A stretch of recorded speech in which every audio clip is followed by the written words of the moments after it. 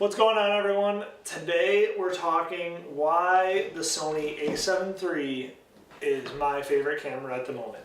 I just couldn't hold it.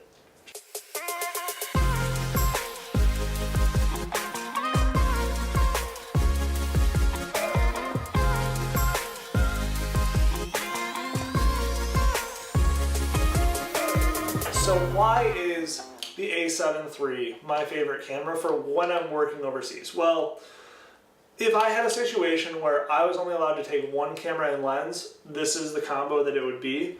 The reason for that is the fact that I'm able to do a ton with it, but it's still a tiny package.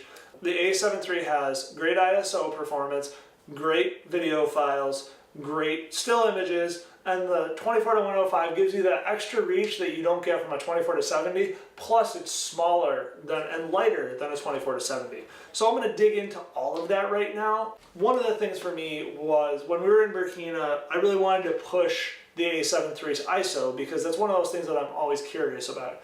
I had seen it and toyed with it at a trade show, but I'd never really gotten to use an a7 III until then.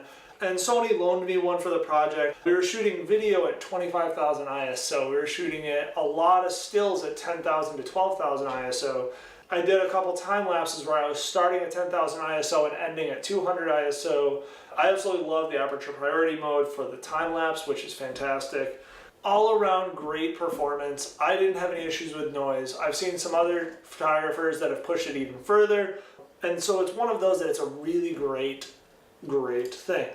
As far as stills go, it's a fantastic 24 megapixel sensor. One of my biggest frustrations with the a7S II was that when I would take a still image, it would not be all that great of a file size. So if I wanted to blow up an image, it would not have a ton of data to do it. The a7R, which I own and love, has these great huge files, but the performance in low light isn't quite as good. That's where this is like the nice balance between the two. Also, the file sizes aren't outrageous like the a7R. So it's nice for traveling when it may be easier for me to take less drives, things like that, for offloading.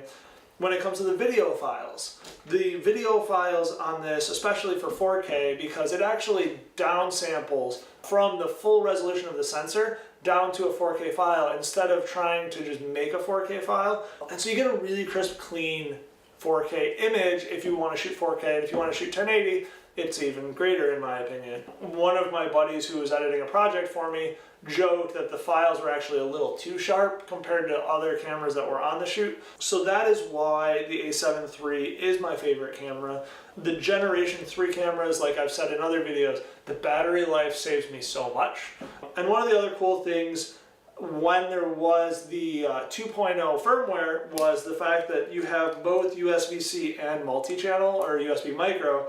So I could have a battery and an intervalometer plugged in at the same time, and that was huge because on the Generation 2s you couldn't have an external battery. You'd have to do the dummy battery and all that stuff, whereas this you can just plug in a USB battery bank and it makes it a whole lot easier.